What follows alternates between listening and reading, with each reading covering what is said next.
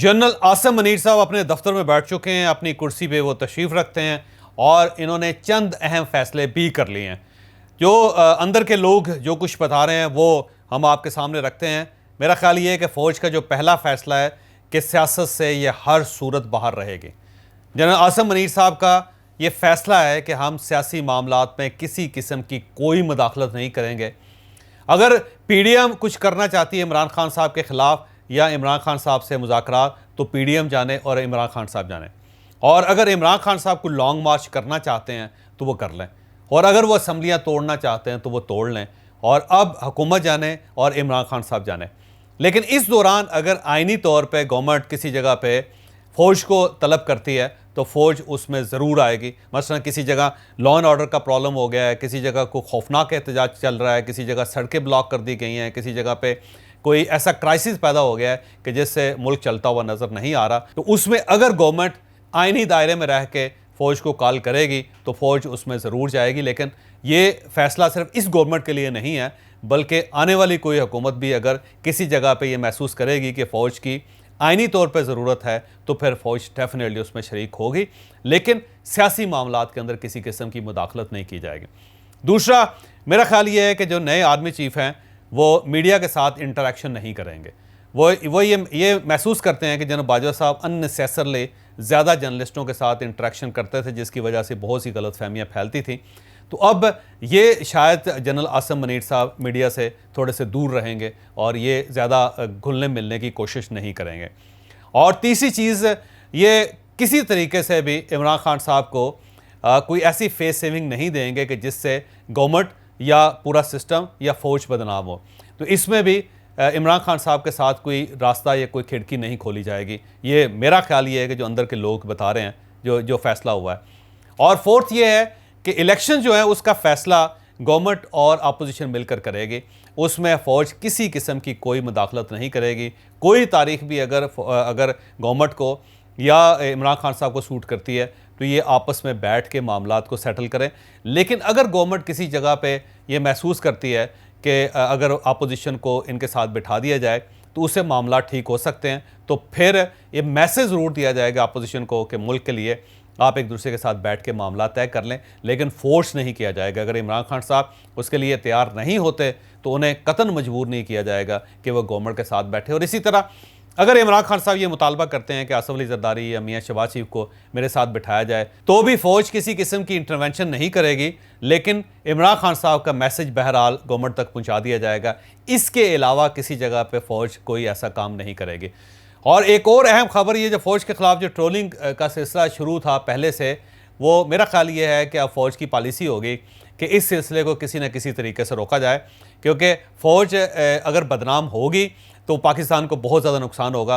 तो मेरा ख्याल है इस पे शायद जनरल आसिम मुनीर साहब कोई नई पॉलिसी लॉन्च करें, और इस पॉलिसी के तहत जो शख्स फ़ौज के ख़िलाफ़ कोई ट्रोलिंग करे या फ़ौज के ख़िलाफ़ ट्वीट करे तो शायद इनके ख़िलाफ़ कार्रवाई की जाएगी, क्योंकि ये फ़ौज की बदनामी जो है उसको मेरा ख्याल है फ़ौज की नई क़यादत बर्दाश्त करने के लिए तैयार नहीं होगी।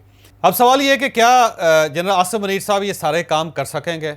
मेरा ख्याल है ये काम मुश्किल बहुत ज़्यादा है, क्योंकि जनरल बाजवा साहब से तमाम तर अकीदत और मोहब्बत के बावजूद हमें यह मानना पड़ेगा कि जनरल बाजवा साहब से कुछ बड़ी गलतियाँ हुई, और उन गलतियों की वजह से पाकिस्तान को भी नुकसान हुआ, पार्लियामेंट को भी नुकसान हुआ, पूरे सिस्टम को भी नुकसान हुआ, और फ़ौज भी अननेसेसरली बदनाम हुए। अब सवाल यह है कि जनरल बाजवा साहब से ऐसी कौन सी गलतियाँ हुई थी? पहली गलती तो मेरा ख्याल जनरल बाजवा साहब की ये थी कि उन्होंने बग़ैर कुछ सोचे समझे इमरान खान साहब की सपोर्ट कर दे। जबकि 2018 में जब पनामा का केस चल रहा था तो फ़ौज को अपने आप को न्यूट्रल कर लेना चाहिए था। अगर 2018 में मियाँ नवाज शरीफ साहब की हुकूमत चलती रहती तो शायद पाकिस्तान इस तरह इतने बड़े टर्माइल का शिकार ना होता। और उसके बाद जब मियाँ नवाज शरीफ साहब की गवर्नमेंट गई तो जिस तरह उनको गिरफ़्तार किया गया वो अननेसेसरी था। गिरफ्तारी मरीम साहिबा की और उनकी नहीं होनी चाहिए थी। फिर उसके बाद जब इमरान खान साहब की गवर्नमेंट बनाने की बारी आई तो जिस तरह उनको इत्तेहादी पकड़ के दिए गए, मेरा ख्याल है उसमें फ़ौज को इतना इन्वॉल्व नहीं होना चाहिए था। फिर जो RTS का सिस्टम बैठा इलेक्शन के दिन, वो भी मेरा ख्याल अननेसेसरी था, वो भी नहीं होना चाहिए था। फिर इसके साथ जब गवर्नमेंट बनी तो इमरान खान साहब को अननेसेसरली सपोर्ट दी गई, और जहाँ जहाँ वो गलतियाँ करते रहे उनको रोका नहीं गया। वो सऊदी प्रिंस के साथ जो उन्होंने गलतियाँ की उस पर उनका मुहासबा नहीं किया गया। जो ईरानी प्रेसिडेंट के साथ जो कुछ किया उन्होंने उस पर नहीं रोका गया। जो तैयब अर्दगान के साथ जो उनकी गुफ्तगू हुई उस पर उन्हें बात नहीं करवाया गया। जो चाइनीज़ के साथ जो उनका रवैया था वो ठीक नहीं था। और इसके साथ जो मलेशिया की तरफ ये टिल्ट इन्होंने फौरी तौर पे कर लिया था और जिसका पाकिस्तान को नुकसान हुआ था। फिर अमेरिकन के साथ जिस तरह बिगाड़ लिया, फिर जो मोदी के खिलाफ इन्होंने ट्वीट्स करनी शुरू कर दी इमरान खान साहब ने। तो मेरा ख्याल है फ़ौज को उस वक्त इन्हें रोकना चाहिए था, लेकिन जनरल बाजवा साहब ने उसे नहीं रोका, जिसका ज़ाहिर है पाकिस्तान को, पाकिस्तान की डिप्लोमेसी को नुकसान हुआ। और जो दूसरी बड़ी गलती थी वो मीडिया के साथ मैनिपुलेशन थी कि हमें यह मानना पड़ेगा कि जनरल बाजवा साहब के दौर में मीडिया को जानबूझ के डिवाइड किया गया था और उस डिवीज़न का बहरहाल पाकिस्तान को नुकसान हुआ। और तीसरी चीज़ जो है वो ये है कि जब फ़ौज के ख़िलाफ़ बयानात शुरू हुए और सोशल मीडिया पे कैंपेन शुरू हुई तो उस वक्त फ़ौज को इसे ज़्यादा फोर्स के साथ रोकना चाहिए था। लेकिन क्योंकि जनरल बाजवा साहब एक खुले डुले आदमी थे, वो अपने ख़िलाफ़ होने वाली हर किस्म की तनकीद को बर्दाश्त कर लेते थे, तो वो बर्दाश्त करते चले गए और उनकी इस बर्दाश्त का ये नतीजा निकला कि अल्टीमेटली फ़ौज बदनाम होना शुरू हो गई। फिर बात चंद जनरल्स तक नहीं रही, उससे आगे बढ़ गई। और फोर्थ ये है कि जब इमरान खान साहब ने फ़ौज के अंदर फूट डालने की कोशिश की थी तो जनरल बाजवा साहब ने उसको बर्दाश्त किया। जनरल बाजवा साहब को वो बर्दाश्त नहीं करना चाहिए था। तो बहरहाल जनरल बाजवा साहब से कुछ गलतियाँ हुई जिनकी वजह से फ़ौज ठीक ठाक बदनाम हुई उनके दौर में, और अब वो गलतियाँ पूरे फोर्स के साथ नए आर्मी चीफ्स उनकी टेबल पर पड़ी हुई हैं। अब अगर ये अनडू करती है फ़ौज तो उसका भी नुकसान होगा, और अगर इनको कैरी करती है तो उससे भी कहीं ज़्यादा नुकसान होगा, बल्कि पहले से ज़्यादा नुकसान होगा। तो अब नए आर्मी चीफ जो उनके लिए खासे मुश्किल हालात हैं। मेरा ख्याल है कि जिस तरह 1971 में जब पाकिस्तान टूटा तो फ़ौज की क़यादत के लिए पाकिस्तान को संभालना, सियासतदानों के साथ चलना मुश्किल था, बिल्कुल इसी तरह ये 2022 के 29 नवंबर के बाद जो नई फ़ौजी क़यादत आई है इसके लिए उतना ही मुश्किल है कि सियासतदानों के साथ कैसे चलेंगे। अगर ये सियासतदानों के साथ नहीं चलते तो पाकिस्तान को नुकसान है, और अगर ये सियासी मामलात में आगे बढ़ते हैं तो फिर पाकिस्तान को बहुत नुकसान है, क्योंकि ये पोलराइजेशन है हर तरफ से। तो मेरा ज़ाती ख्याल ये कि एक वक्त आएगा कि जब फ़ौज को इस गंद को खुद साफ़ करना पड़ेगा, क्योंकि गंद बढ़ता चला जाएगा, ये गंद इतनी जल्दी समेटा नहीं जा सकेगा। तो अल्टीमेटली क्योंकि अगर ये आपकी वजह से गंद पड़ा है तो फ़ौज को किसी न किसी वक्त ये सोचना पड़ेगा कि हमें इसे समेटना पड़ेगा, और उसको समेटने के कई तरीके हैं। एक तरीका तो ये है कि आप आइन और कानून के मुताबिक फ़ैसला करें। जो शख्स गैर कानूनी हरकत कर रहा है, गैर आइनी हरकत कर रहा है, उसको सज़ा दी जाए और गवर्नमेंट को और स्टेट को मुकम्मल स्ट्रेंथन किया जाए कि आप इनके ख़िलाफ़ कार्रवाई करें, हम आपको सपोर्ट करेंगे। और दूसरा ये है कि आप मुतहरब सियासी जो लीडर्स हैं उन सब को इकट्ठा बिठाएं और बिठा के कोई एक मुत्तफ़िका लाहे अमल उस पर इन सब को एग्री करें, और जो शख्स एग्री नहीं करता उसके ख़िलाफ़ ठीक ठाक कार्रवाई की जाए। और जब एक फ़ैसला हो जाए और उस फैसले को फिर नशर कर दिया जाए तो फिर पॉलिटिकल पार्टीज़ को मजबूर किया जाए, कायल किया जाए कि वो अपने इस फैसले की पासदारी करें। कोई शख्स इससे डेविएट नहीं करेगा, इसको रिजेक्ट नहीं करेगा, अब इसके अंदर से कीड़े नहीं निकालेगा, और जो शख्स या जो पार्टी या जो लीडर निकाले उसको सज़ा होनी चाहिए।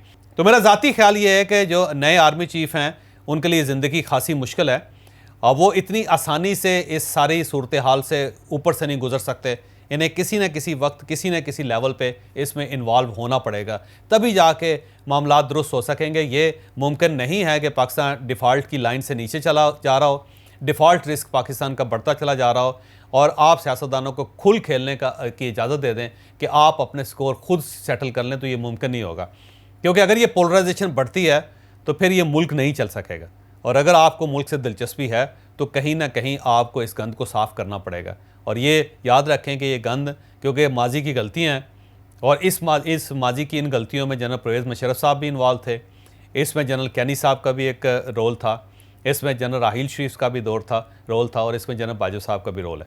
तो ऑल ऑफ सडन ऐसा नहीं हो सकता कि आप 4 आर्मी चीफ्स के जो गलतियाँ हैं उनकी जो एक लहलहाती फसल है उसको आप इस तरह अकेला छोड़ के, इस तरह लहलहाता हुआ छोड़ के आगे निकल जाएँ, तो मेरा नहीं ख्याल कि वॉक ओवर हो सकेगा।